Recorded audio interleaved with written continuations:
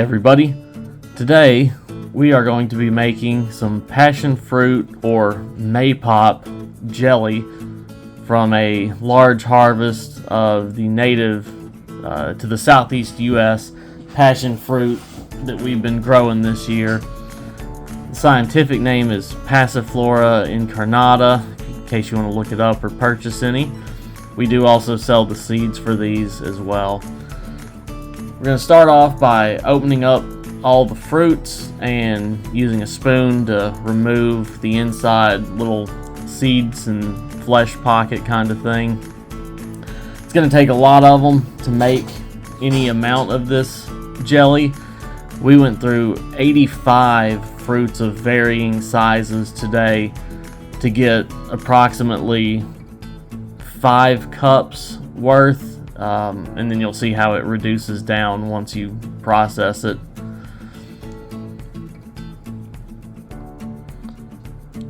You're also going to need 5 cups of sugar, 2 tablespoons of lemon juice, and 50 grams of fruit pectin to make this jelly recipe today. Now that we've got all our pulp and seeds, we're going to go ahead and get our strainer with a colander and some cheesecloth ready. We'll use this to separate the juice from the pulp. Then we're going to go ahead and add a little bit of water. I think it's about 3/8 of a cup. Then we're going to pour in our pulp and seed mix.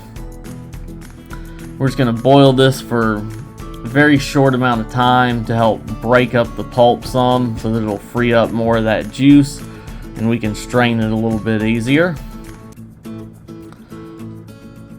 This won't take long at all. Don't forget to like, subscribe, share it, and let us know in the comments what your favorite type of jam or jelly is.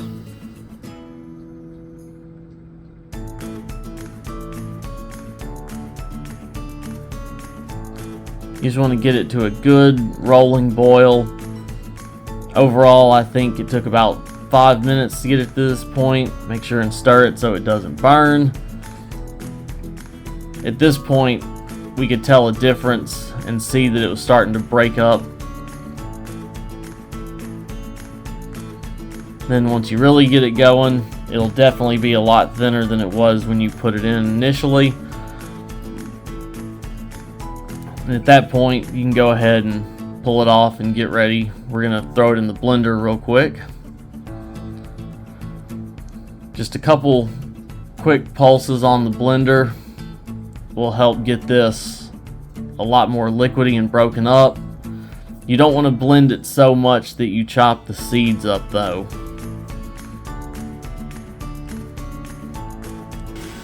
Just gonna go ahead and hit it with a couple quick pulses.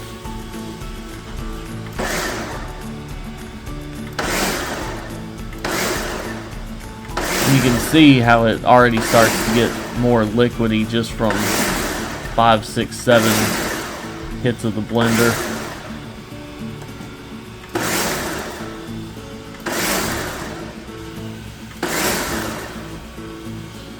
Now that we got that a little more liquefied, we're going to go ahead and dump it out onto the cheesecloth and colander strainer that we set up earlier. There's a couple ways that you can complete this part. We ended up letting it set for a few hours to kind of drain on its own.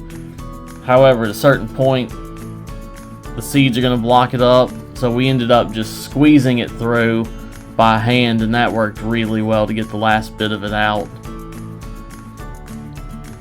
We ended up with a pretty good yield of 3.5 cups, which is exactly what the recipe called for.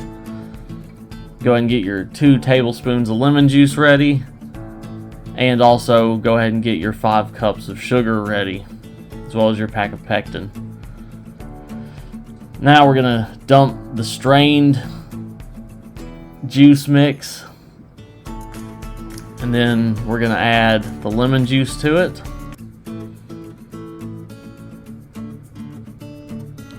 Watch out for those seeds if you're using fresh lemon juice like we did.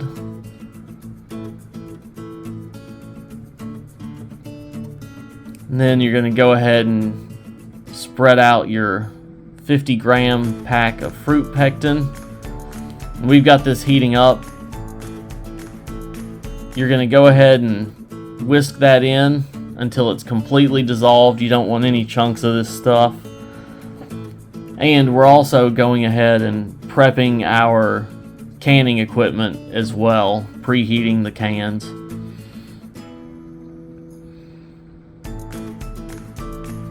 Make sure that's all whisked in really nice, and we're going to bring that to a boil. Keep whisking it because you don't want it to burn or stick to the bottom.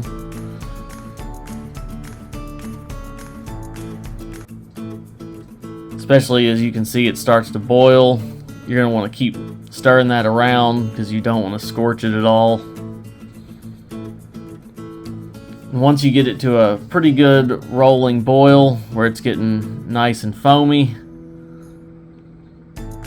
then it's ready for the sugar. Dump it all in at once and whisk that around quick. Don't want that to burn or clump, and you want it evenly dissolved. You can tell a distinct change in consistency and color, and you want it to come back to a boil.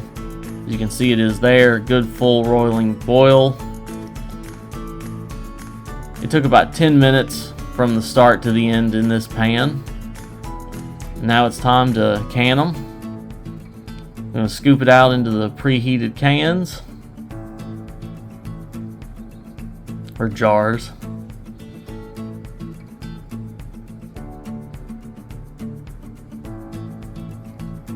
You can tell it's already starting to kind of set up and turn into a more normal jelly consistency.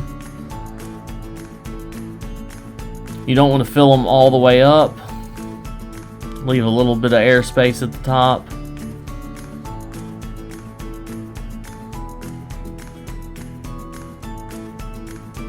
And then once you've got them at the desired fill level, just pop your flat on and then put the ring on them.